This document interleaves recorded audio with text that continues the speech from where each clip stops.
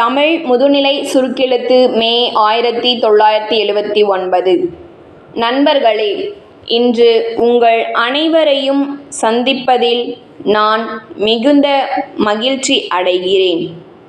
நான் ஆளுநராக பதவியேற்ற பிறகு அரசியல் கட்சித் தலைவர்கள் அடங்கிய கூட்டத்தில் கலந்து கொண்டு உரையாடுவதற்கான வாய்ப்பு இப்பொழுது எனக்கு கிடைத்திருக்கிறது.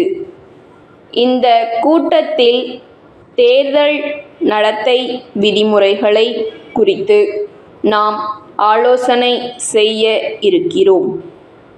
நடைபெற இருக்கின்ற சட்டசபை தேர்தலுக்கான தேர்தல் ஆணைக்குழு நடத்தை விதிமுறைகளை வெளியிட்டிருக்கிறது.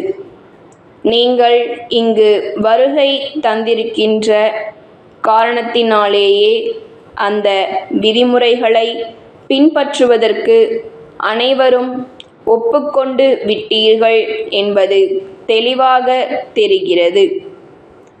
சமீபத்தில் நாடாளுமன்ற தேர்தல்கள் நடந்து முடிந்திருக்கின்றன. அப்பொழுது இதே நடத்தை விதிமுறைகளை நீங்கள் அனைவரும் ஏற்றுக்கொண்டு அவற்றை முழுவதும் பின்பற்றி நடந்து கொண்டீர்கள். நீங்கள் அவ்வாறு நடந்து கொண்டதற்காக நான் களிப்பு அடைகிறேன். தமிழ்நாட்டில் எப்போதுமே தேர்தல்கள் அமைதியான சூழ்நிலையில் நடந்து வந்துள்ளன என்பதை பற்றி தமிழ்நாடு உண்மையிலேயே பெருமிதம் அடையலாம்.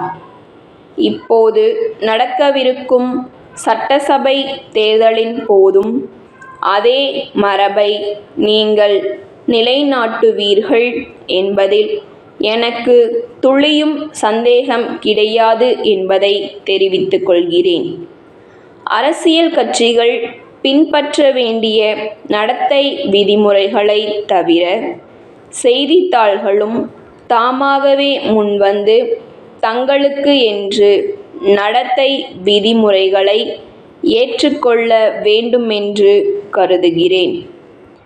அப்பொழுதுதான் பல்வேறு அரசியல் கட்சிகளின் திட்டங்களை அறிவிப்பதிலும் சரி, பல்வேறு அரசியல் கட்சிகளின் தேர்தல் பிரச்சார செய்திகளை வெளியிடுவதிலும் சரி, அனைத்து அரசியல் கட்சிகளுக்கும் நியாயம் வழங்க அவற்றால் இயலும்.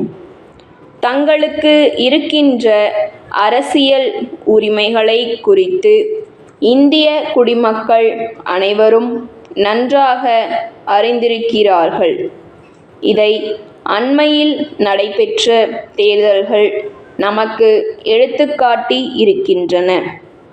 ஏன் வாக்கு அளிக்க வேண்டும், எதற்காக வாக்கு அளிக்கிறோம், எவ்வாறு வாக்கு அளிக்க வேண்டும் என்பதை அவர்கள் நன்றாக அறிவார்கள்.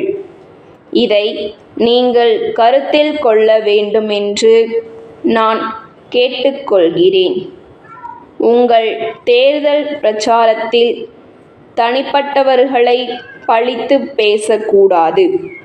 மேலும் வகுப்புவாத உணர்ச்சிகளையோ, மொழி பற்றையோ, வட்டார பற்றையோ தூண்டிவிடும் வகையில் பேசுவதும் கூடாது. தேர்தல் பணிகளில் ஈடுபடும் போது சில தேர்தல் வாக்குறுதிகளை நீங்கள் அளிப்பது இயல்புதான்.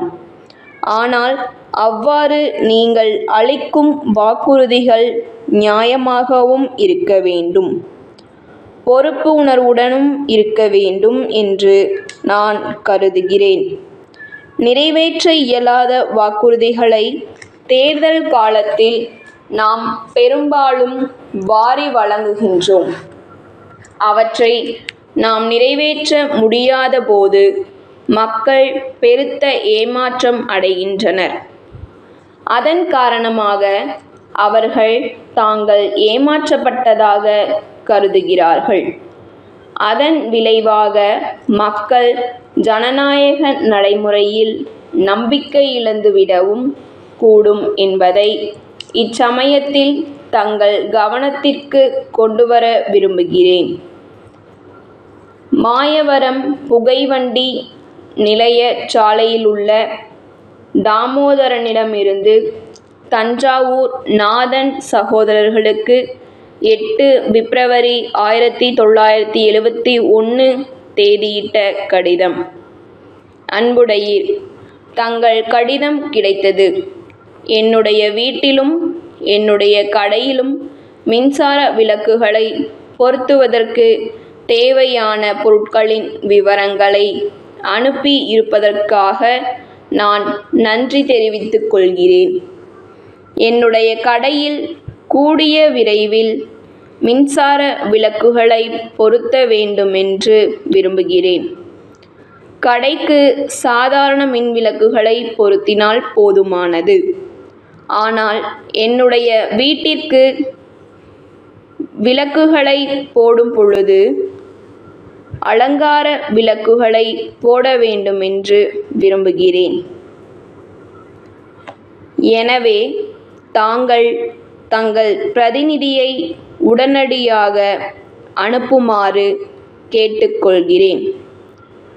அவரிடம் மேலே குறிப்பிட்ட 2 வகையான விளக்குகளையும் அவற்றை பொருத்துவதற்கான சாதனங்களுடன் அனுப்பி வைக்குமாறு கேட்டுக்கொள்கிறேன்.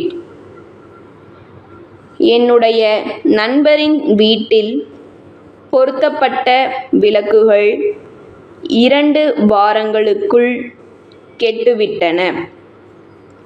எனக்கும் அம்மாதிரி நிலை ஏற்படாமல் இருக்க நல்ல தரம் உள்ள உழைக்கக்கூடிய மின் விளக்குகளை தேர்ந்தெடுத்து அனுப்பவும்.